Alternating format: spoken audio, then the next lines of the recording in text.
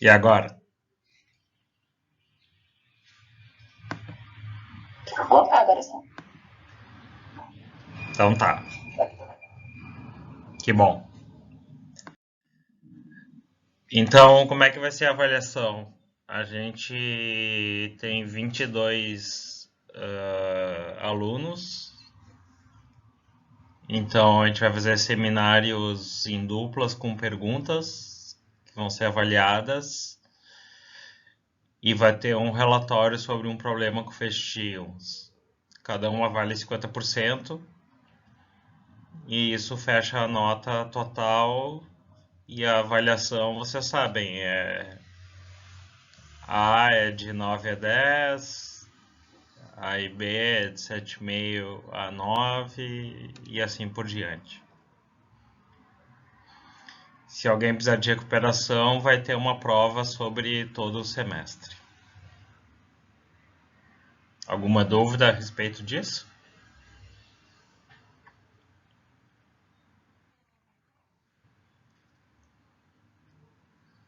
Ok.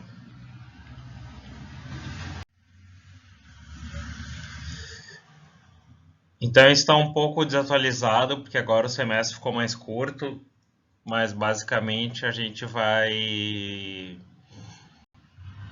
primeiro fazer uma introdução histórica sobre que vai ser a aula de hoje, né? Da análise de feixes. Depois a gente vai fazer uma revisão sobre a interação com a matéria, falar da instrumentação. Depois vamos falar 3 aulas sobre RBS, que é espectroscopia de reto espalhamento, análise de recuos elásticos, análise com reações nucleares, análise de raio-x induzidas por partículas, espalhamentos de média energia e espalhamentos de íons secundários.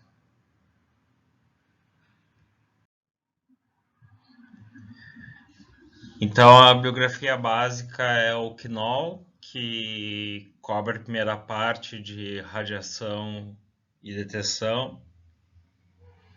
Aí tem o Shu, que é basicamente sobre RBS.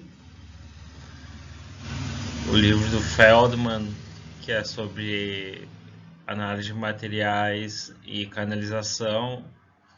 E eu vou passar alguns artigos e materiais suplementares no Moodle para complementar essa bibliografia.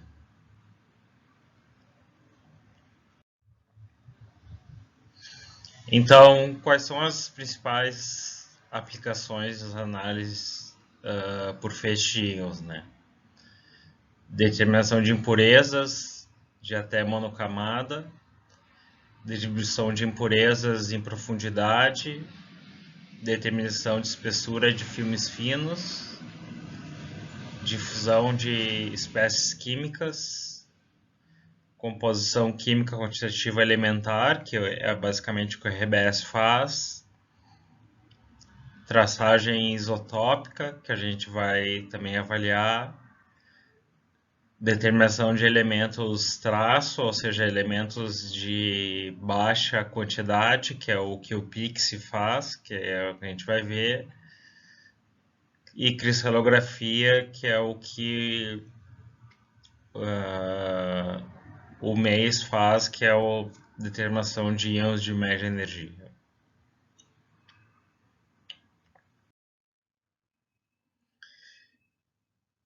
Então, se a gente for buscar na história, a análise de materiais fez íons começou mesmo em 1895 com a descoberta dos raios-x por Aitken. Então tá aqui uma foto dele. E a primeira foto de raio-x, que é da mão da mulher dele, né? Porque acho que ele não se arriscou a fazer isso. E vocês podem ver aqui o anel dela no raio-x, e isso abriu o caminho para vários tipos de análise. principalmente análises médicas.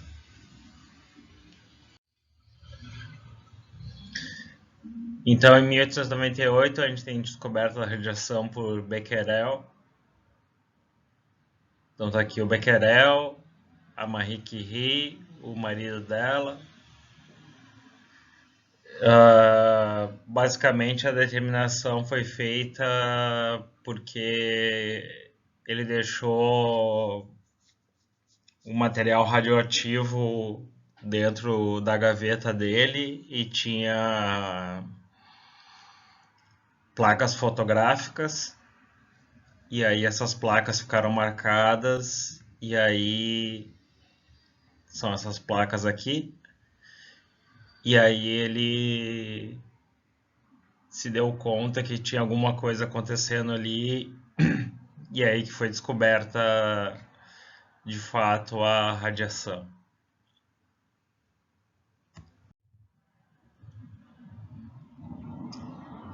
Então, em 1809 a gente tem a famosa experiência do Rutherford, porque até então se achava que tinha várias teorias, né, sobre como é que era a estrutura nuclear e basicamente tinha a teoria de passas, de que era tudo uma mistura, tinha a teoria de que tinha partículas carregadas, negativas juntas, e então a experiência de Rutherford se baseou basicamente em fazer uma folha muito fina de ouro, né? O ouro é interessante por vários motivos, né? Mas nesse caso é que tu consegue fazer camadas praticamente transparentes de ouro. Em volta disso tinha uma camada de detecção, que nada mais é do que, naquele caso, na época, uma camada de filme fotográfico. E a teoria, se fosse uma mistura, como a teoria da camada de passas, de que tinha uma mistura de material positivo e negativo, nós teríamos uma emissão aqui, tem uma emissão de partículas alfa. Elas seriam todas espalhadas na direção contrária à folha. Mas, para surpresa deles, eles viram que algumas partículas eram retroespalhadas, ou seja, eram espalhadas na direção contrária, como a gente está vendo nessas retas aqui. Então, isso elucidou que, na verdade, o núcleo dos materiais era muito pequeno e positivo, e tinha elétrons espalhados em volta dele que faziam esse espalhamento para frente. Então, por isso que se chama retroespalhamento Rutherford, porque tem partículas que são retroespalhadas na direção contrária. Isso porque quando uma partícula alfa vai interagir com essa folha, ela interage com esse núcleo positivo e é reto espalhada na direção contrária. E com isso foi possível elucidar então a estrutura atômica. Mais tarde, em 1913, Geiger e Master desenvolveram então, descobrindo já que existia a radiação um detetor de radiação, tanto que tem o famoso detetor Geiger, onde eles botaram aqui uma fonte de partículas alfa,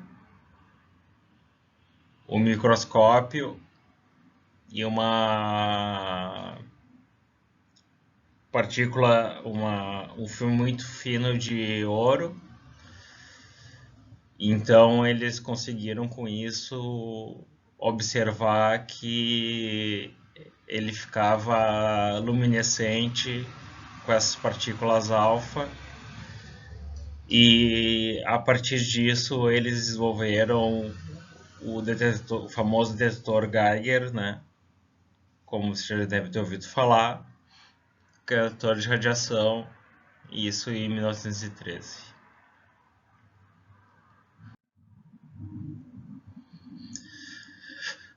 Muito bem, os aceleradores de partículas foram desenvolvidos depois da Segunda Guerra, de 1945 a 60, porque o grande interesse era na física nuclear, em fazer bombas e coisas do tipo, mas não tinha nenhum interesse em análise por feixe de íons, né? O grande interesse era elucidar a matéria e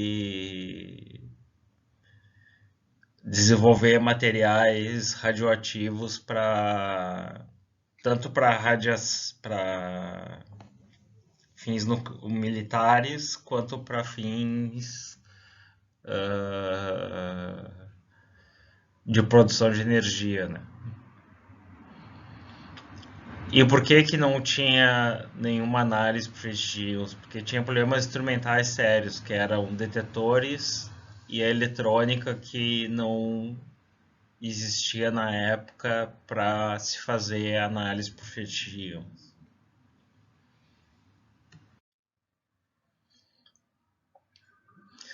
Com o boom da microeletrônica em 1960, se permitiu a construção de detetores de estado sólido, como a gente vê aqui. Ele é basicamente um diodo PN reversamente polarizado, como a gente vai ver em mais detalhes na disciplina, que por ser reversamente polarizado, ele permite a detecção de partículas carregadas e também de raio-x em alguns casos, mas ele tem essa cara aqui em ambos os casos.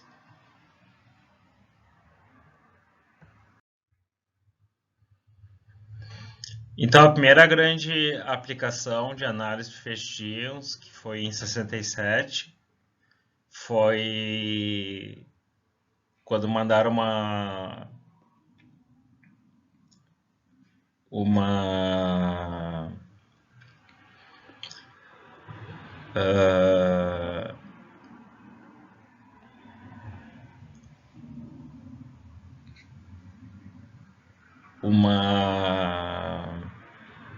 meu Deus, me fugiu o nome, mas mandaram um sonar para a Lua.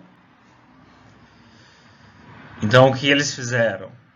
Eles colocaram um emissor de partículas alfa, que é o que está mostrado aqui, certo? E um detetor de prótons e um detetor de partículas alfa. Então, com isso, foi possível determinar a composição da superfície da Lua.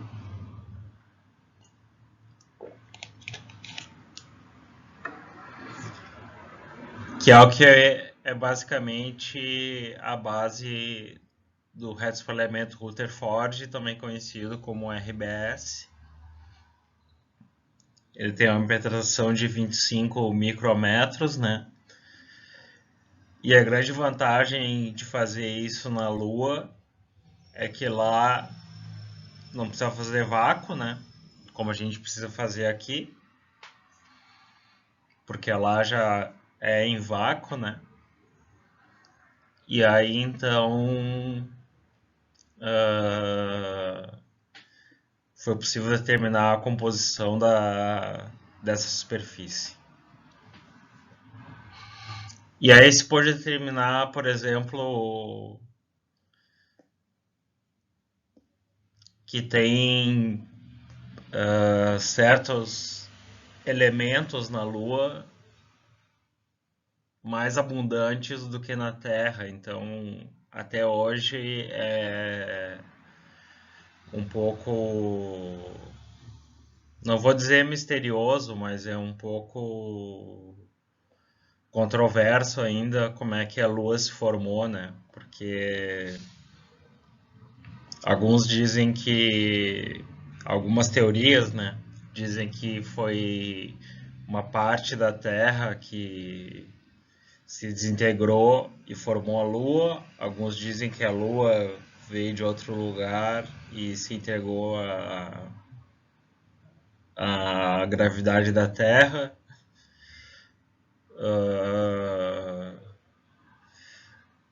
E todas essas teorias têm um certo fundamento, mas basicamente a grande chave ou o grande problema, vamos dizer assim, é que a composição da Lua é muito diferente da Terra. Então, a composição da superfície da Lua, né? Então, isso cria muita controvérsia.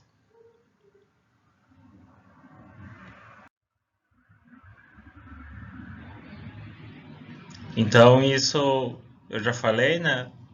Do Rutherford, que ele estudou a estrutura atômica definitivamente, considerando que o reto espalhamento determinava que tinha um núcleo muito pequeno positivo que fazia o espalhamento das partículas alfa e uma nuvem eletrônica negativa. Então, é isso que a gente tem hoje, né?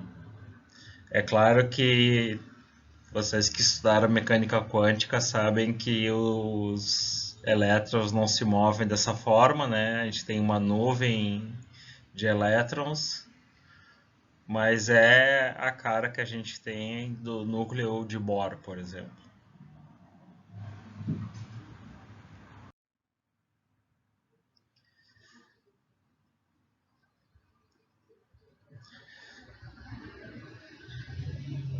Então, que força que mantém o átomo unido, né? A gente tem a equação de Coulomb, que mostra uma repulsão entre as partículas positivas e negativas. Só que, como é bem sabido,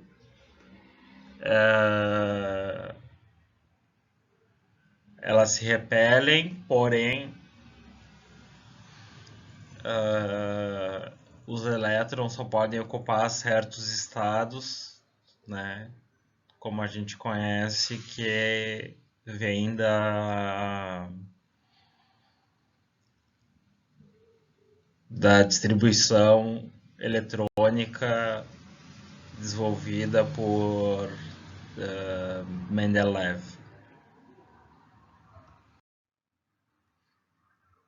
Que é o que a gente vê aqui. Então a gente tem o núcleo e os elétrons só podem ocupar certas camadas. Então a gente tem a camada de valência, que são a camada mais externa, e camadas mais externas, que são camadas chamadas de níveis mais energéticos ou de inner shell, como se diz em inglês. Então aquilo que vocês conhecem, né? 1s2, 2s2, 3s2, 2p3, 2p6, etc. que é a estrutura dentro do átomo, né? Então, se a gente pensar no nível de Fermi, a gente tem o nível de valência, que é o nível mais externo, segundo nível, terceiro nível, até os níveis mais energéticos.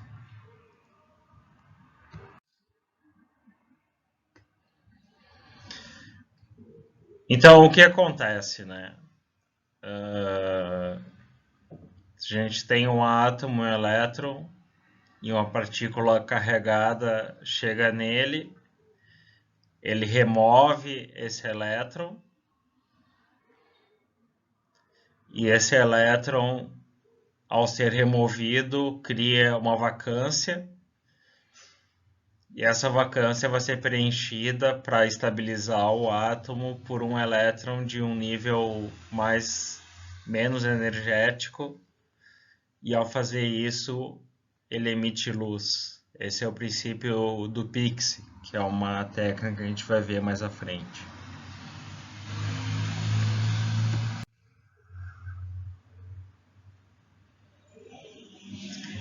Então, isso foi uma das formas de determinar a carga do elétron, como vocês conhecem bem, que é 1.6 10 na menos 20, 10 na menos 20, 19 coulombs. E automaticamente determinar que os prótons têm a mesma energia.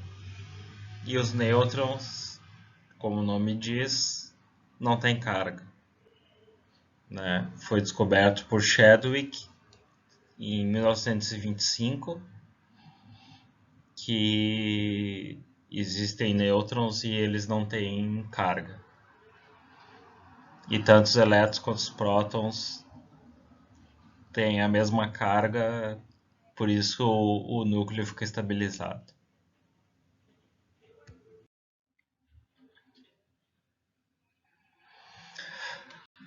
Porém, quando a gente fala de massa, a carga é a mesma, mas a massa é completamente diferente, né? Então, a massa de um próton é aproximadamente 1000 vezes maior do que a de um elétron. Enquanto que a massa do nêutron é a mesma do próton. Então, como é que eles ficam unidos, né? Então, isso foi explicado por Yukawa em 37, que os nêutrons e os prótons, antes descobri que existiam quarks, né? Eles se mantêm unidos porque ele desenvolveu como a força nuclear, que é muito, como é que se diz, ela tem um curto alcance, porém ela é extremamente forte, né? Então a gente tem 4 forças básicas na natureza, né? Que é a gravidade, que é a força mais fraca, a força elétrica ou eletromagnética, né? A força nuclear forte e a força nuclear fraca.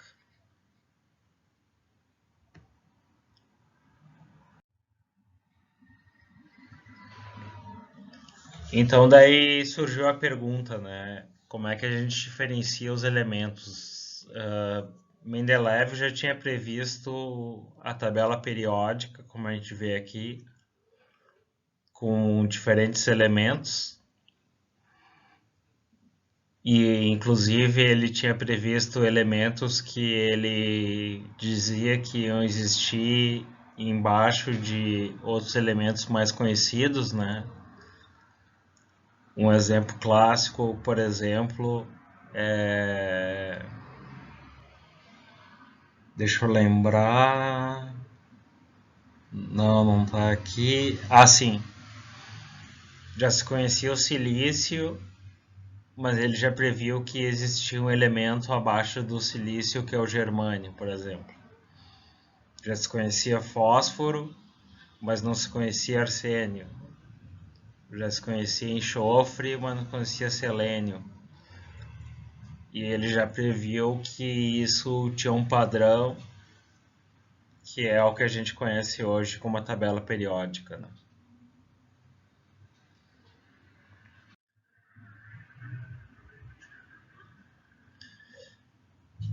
Então, o que define os elementos é basicamente o número de prótons que ele tem. Então, o hidrogênio tem um próton, o hélio tem dois, o lítio tem três e assim sucessivamente. Mas nós temos o que a gente chama de isótopos, né? Ou seja, elementos com o mesmo número de prótons, mas com diferentes números de nêutrons. Mas eles sempre vão ter o mesmo número de prótons. Então, o número atômico é o mesmo, mas o número de prótons não.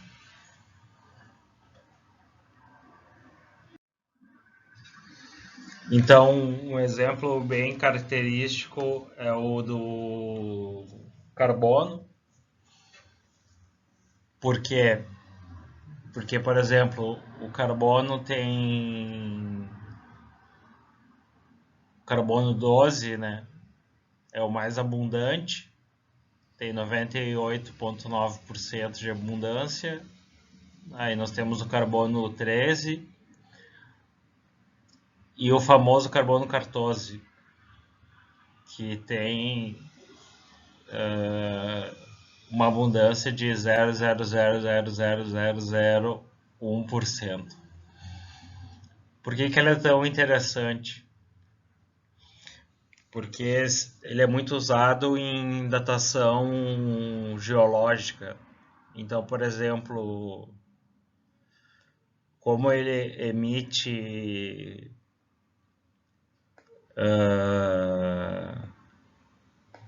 como ele decai, como a gente vai ver para outros elementos, pela quantidade de carbono 14 que existe no material, se pode determinar a data do material. E isso vale até 5.000 anos aproximadamente.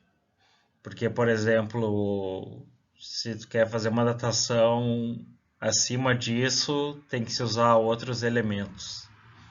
Mas o carbono 14 é muito usado para isso.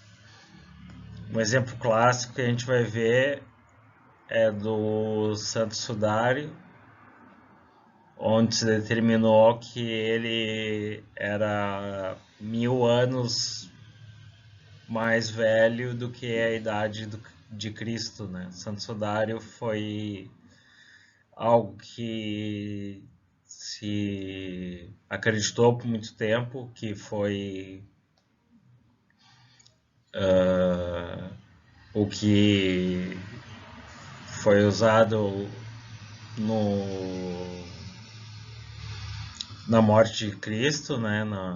Para cobrir ele. E quando a igreja permitiu, o Vaticano permitiu que se analisasse e se determinou por vários laboratórios em diferentes lugares do mundo de que ele tinha uma data muito mais avançada do que a morte exata de Cristo, né? Isso foi permitido pela datação de carbono 14. Isso também é muito usado em plantas, por exemplo, né, já que as plantas são basicamente carbono. Então também tu pode usar isso para determinar a idade geológica de materiais orgânicos e também pode ser muito utilizado em roupas, como eu falei, porque também utilizam materiais orgânicos. Então, a gente vai falar mais à frente de como se faz isso com carbono 14.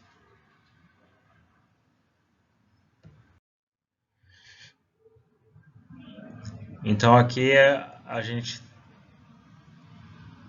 mostra o que chama-se de carta de nuclídeos. Então como é que a gente lê isso, né? Nós temos os nuclídeos aqui.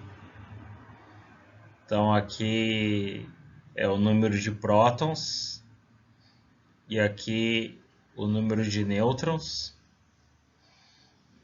Então o que nós temos aqui é, por exemplo, se eu tenho hidrogênio 1, eu sei que ele é 99,85, perdão, abundante. O deutério é 0,015 abundante. E o trítio é bem menos abundante, mas aqui também mostra a meia-vida dele, que é aproximadamente 12 anos. Aí nós temos o hélio 4, que é praticamente 100% abundante. O hélio 3, que é 0,0013 abundante. Isso é porcentagem, né? Aí o hélio 5, o hélio 6 e o hélio 8, que são muito menos abundantes. Isso vale também para os outros elementos, não vou passar por todos eles, né? Porque é muito chato. Mas voltando para o carbono, a gente tem que o carbono 12 é 98,9% abundante, mas o carbono 14 tem uma meia-vida de 5.000 anos aproximadamente. Então, como eu disse, se quer fazer datação geológica, ele é válido até 5.000 anos. Se for algo mais antigo, geralmente se usa urânio ou trítio.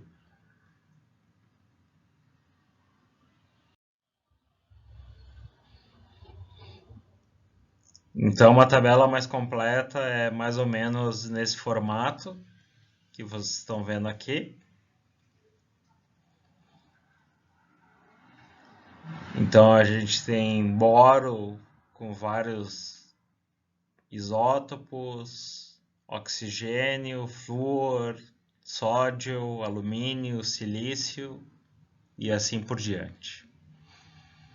E aqui mostra a meia-vida de cada um deles, que significa o que, né?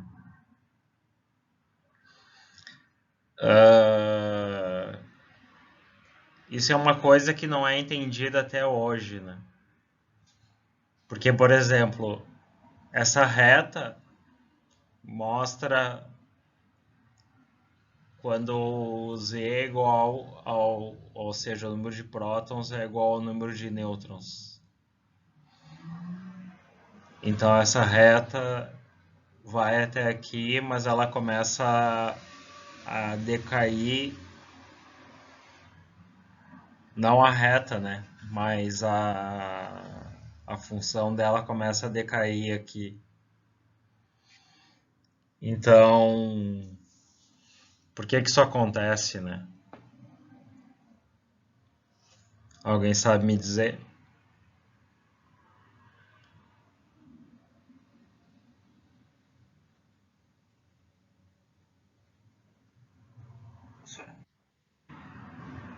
Sim?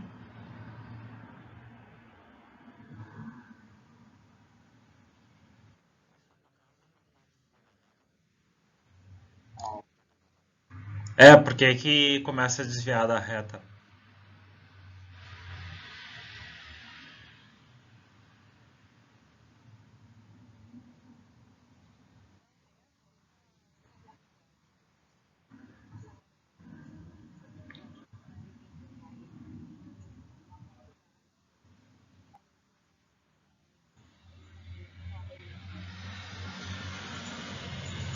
Sim, mas por que que eles não são estáveis?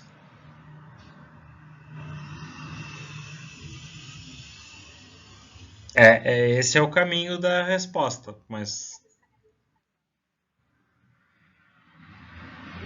sim.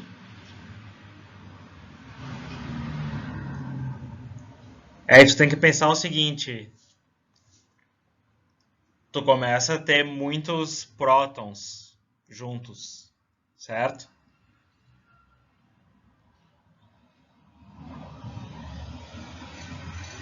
E a força nuclear, ela é de curto alcance. Então esses prótons começam a se repelir, porque eles não. A lei de Coulomb começa a vencer a lei nuclear de Yukawa. Então isso faz com que os prótons não consigam mais ficar tão próximos e aí eles começam a se repelir e os elementos começam a decair em outros elementos. Então, basicamente é isso. Então, quando nós temos elementos mais leves, essa lei vale. Mas quando os elementos começam a ficar mais pesados, vamos dizer assim, o termo não está correto, né? Porque isso não tem a ver com a gravidade, mas mais massivos, né? Uh, a lei de Coulomb começa a vencer a lei nuclear e eles começam a desviar dessa reta e começam a ter um número diferente de prótons e nêutrons. Então, basicamente é isso.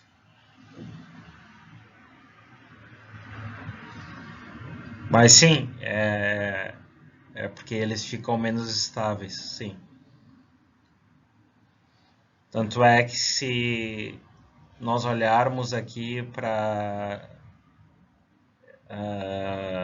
esse zoom aqui, a gente vai ver que nós temos aqui, sim, urânio 238 é o último elemento natural que nós temos na natureza. Todos os elementos acima do urânio são elementos gerados artificialmente. Porque acima disso não, não se consegue ter estabilidade. O próprio urânio não é estável, né? Porque ele é um elemento radioativo e a maneira e o porquê que ele é radioativo é porque ele tenta se estabilizar emitindo partículas alfa que diminuem o número de prótons e dessa forma ele fica mais estável. Então, isso é um dos porquês que os elementos são radioativos.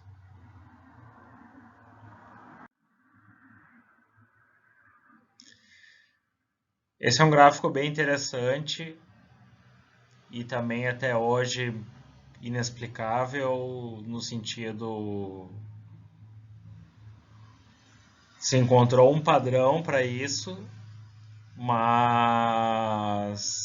não se sabe o porquê disso até hoje, que são os números mágicos que eles chamam. Então tem números mágicos tanto para próton quanto para nêutrons, como vocês veem aqui, que são números que mostram os elementos que ficam estáveis, que são em preto. Mas o porquê que esses números são assim, até hoje não existe uma explicação definitiva para isso. Por isso que chama-se de números mágicos.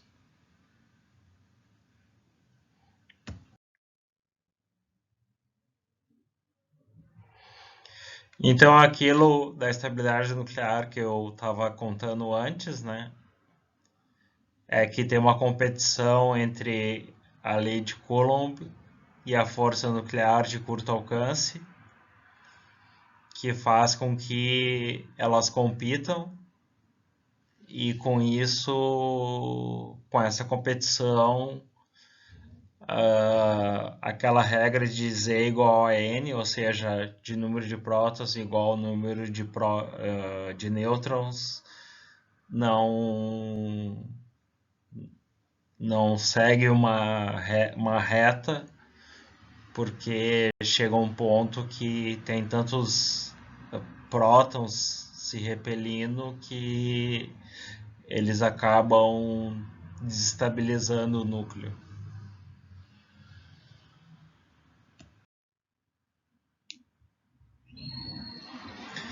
Então é isso que a gente vê aqui, né? A gente tem núcleos estáveis e núcleos com excesso de energia, que são os radioativos. Excesso de energia é emitido em forma de ondas eletromagnéticas, pode ser prótons, pode ser basicamente radiação gama, ou pode ser na forma de partículas alfas ou radiação beta, que são elétrons. E os núcleos estáveis que não têm esse, digamos, problema. Não que seja um problema, mas é assim que a natureza é.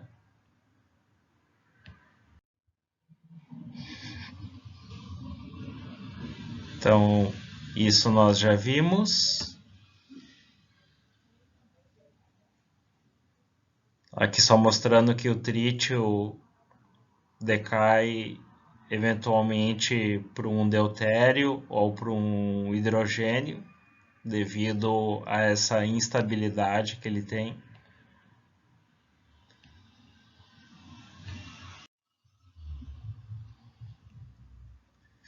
Então, a atividade radioativa nada mais é do que uma tentativa do núcleo de se estabilizar. Então, nós vamos ter fontes de radiação que são elétrons rápidos, que são as famosas partículas beta, partículas carregadas, que são alfas ou fragmentos de fissões, radiações eletromagnéticas na forma de fótons e emissão de nêutrons, que são um dos maiores problemas, porque como os nêutrons não têm carga, são muito difíceis de se detectar eles.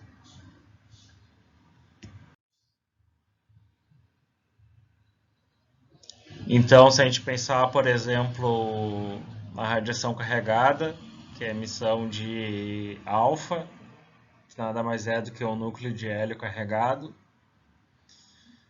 a gente tem urânio 238, que decai naturalmente na natureza por tório e emite uma partícula alfa. Então, a forma mais comum de escrever é que o 238, o urânio 238, né, vira um tório mais uma partícula alfa.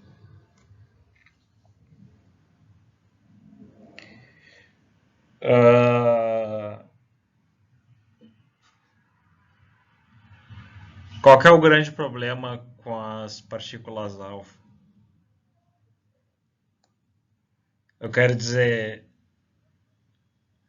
elas são perigosas ou não?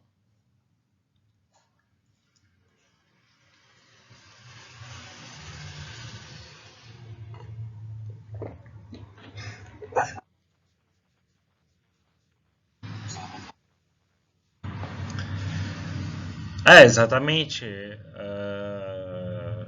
Uma folha de papel já é suficiente para barrar uma partícula alfa. Então, se a gente pensar naquele desastre de Chernobyl, por exemplo, o problema não era as partículas alfas, mas sim a radiação gama, porque ela sim tem, e os nêutrons, né?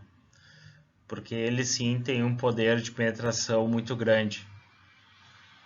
Mas quando a gente trabalha com radiação alfa, a gente pode usar um jaleco ou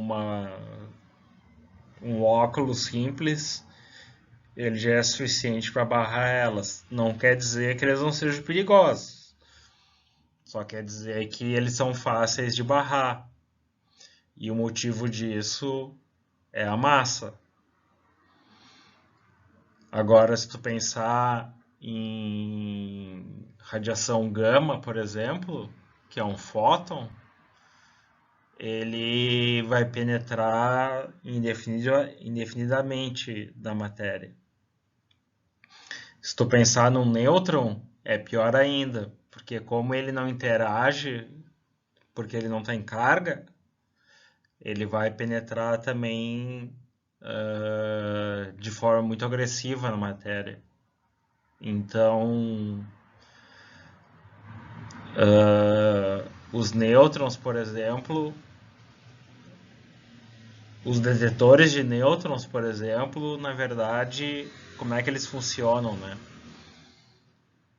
Eles geram uma reação nuclear, como a gente vai ver, e a partir dessa reação nuclear, a gente determina se existe nêutrons ou não.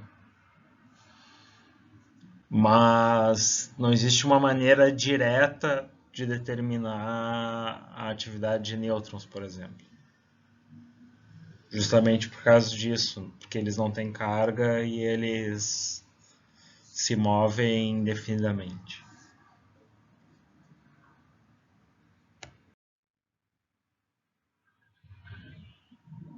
Esse slide ficou meio destruído, vamos passar ele.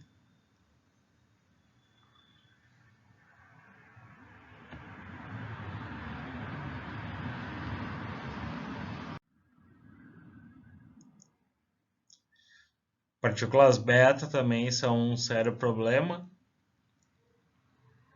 porque são elétrons rápidos e eles podem ser elétrons ou antielétrons. Então, por exemplo, um nêutron pode decair para um próton e um elétron mais um neutrino, um antineutrino. E um próton pode decair para um nêutron mais um elétron e um neutrino. Isso é um outro problema sério, porque neutrinos são muito difíceis de detectar, tanto que existem vários programas no mundo, principalmente no Japão e nos Estados Unidos, para detecção de neutrinos. E elétrons e antielétrons, eles sofrem aniquilação e geram uma radiação gama que também é muito danosa para o corpo humano.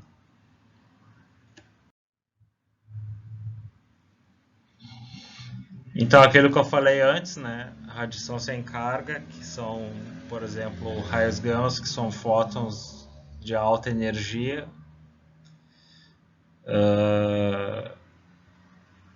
Além de serem muito perigosos para o corpo humano, são muito complicados de detectar, mas a gente, quando falar de detetores, vai ver que existem formas de determinar essa radiação.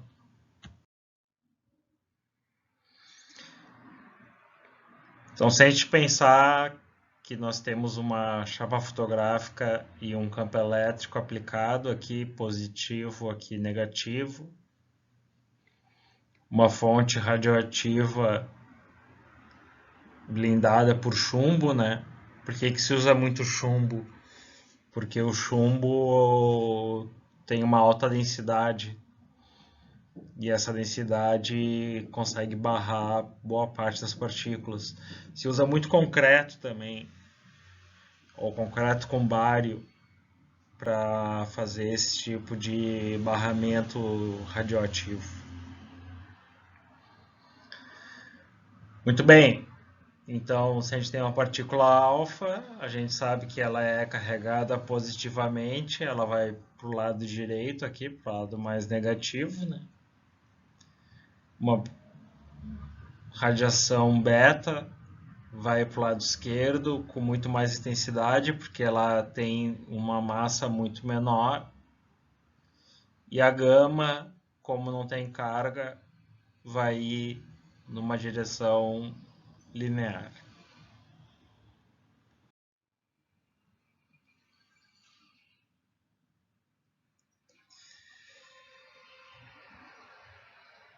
Esse gráfico é interessante porque ele mostra que se a gente pegar um urânio 238 ou 234 ou 235, que é o que é usado para bombas atômicas, por exemplo, ele tem o que a gente chama de caminho de decaimento,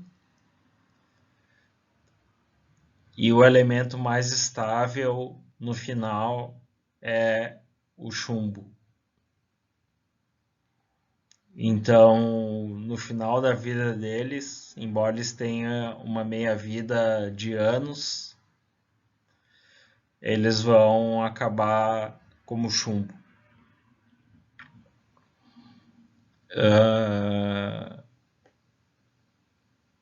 Uma coisa interessante aqui é que o urânio 238 não é muito utilizado, né? O que se usa é o 235, que é o que é utilizado em reatores nucleares, até 5% de enriquecimento, ou se quer fazer uma bomba atômica, ele tem que ser enriquecido até 90%. Então, a grande guerra nuclear, ou digamos assim, para fazer bombas atômicas foi conseguir fazer o enriquecimento isotópico do urânio para ele ser enriquecido no isótopo 235, que é muito mais fácil, ou tem uma seção de choque muito maior para receber nêutrons e gerar outros nêutrons que vão quebrar outros elementos e assim por diante, e isso vai gerar energia, ou seja, uma explosão.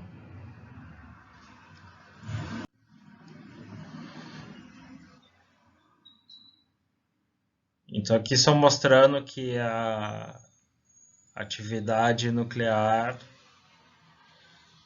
depende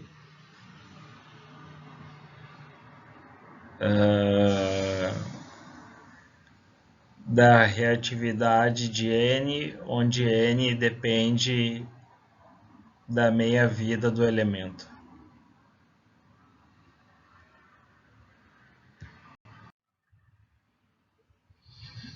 E o tempo de meia-vida, que é a quantidade do nuclídeo cair pela metade, ou seja, como eu estava mostrando antes, é o tempo do elemento ser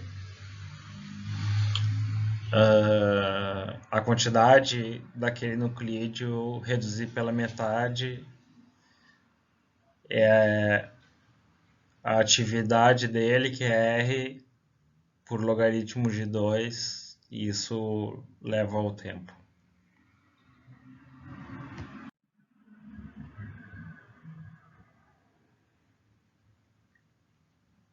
Então isso vocês já devem ter visto, né? Mas só para relembrar que um elétron-volt é a energia que um elétron precisa para atravessar um volt.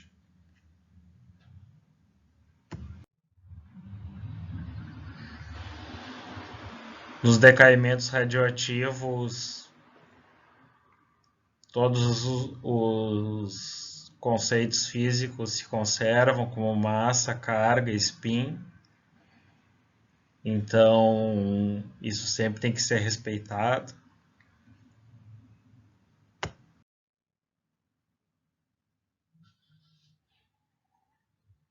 Decaimento beta a gente já falou. Aqui eu estava falando do carbono 14, né, que ele tem uma meia-vida de 5.000 anos, então se quer fazer datação geológica,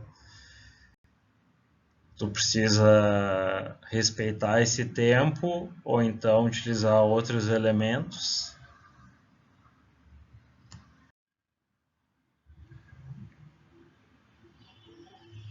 Decaimento alfa é aquele que nós falamos anteriormente, do 238 decair para tório e emitir uma partícula alfa.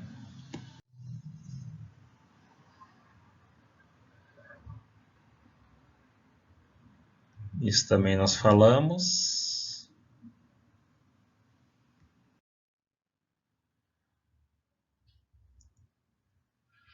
Aqui mostrando o tempo de meia-vida, por exemplo, do urânio 236 é 10 na 7 anos, do tório é 10 na 4 anos, do 234 é 10 na 5 anos. Então, por exemplo, quando se quiser fazer uma datação maior do que 5.000 anos, ao invés de carbono 14, tem que se determinar a quantidade de urânio ou de tório nos elementos. Então, por isso que é muito importante a análise de feixe de íons para determinar a quantidade de urânio ou de tório nos elementos, e a partir dessa quantidade, calculando a meia-vida, tu consegue saber qual que é a idade de um certo elemento ou de um certo material, desculpa. Então, é uma outra forma de se fazer datação geológica com elementos mais antigos e, claro, é muito mais complicado, né? Porque são elementos que vão estar numa quantidade muito baixa. Mas eles dão uma idade muito maior, né? Então eles são muito utilizados, por exemplo, para fazer datação de estrelas ou de planetas ou mesmo de artigos arqueológicos muito antigos. Então se usa, nesse caso, urânio ou tório.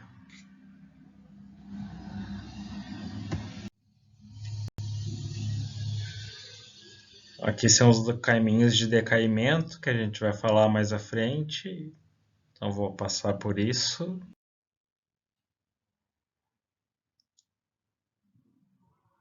Aqui são os tipos de decaimento que a gente vai pular também. Reações nucleares a gente vai tratar mais em detalhes à frente.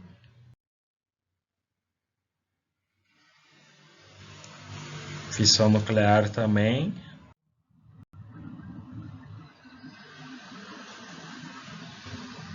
Aqui é outro exemplo de fissão nuclear.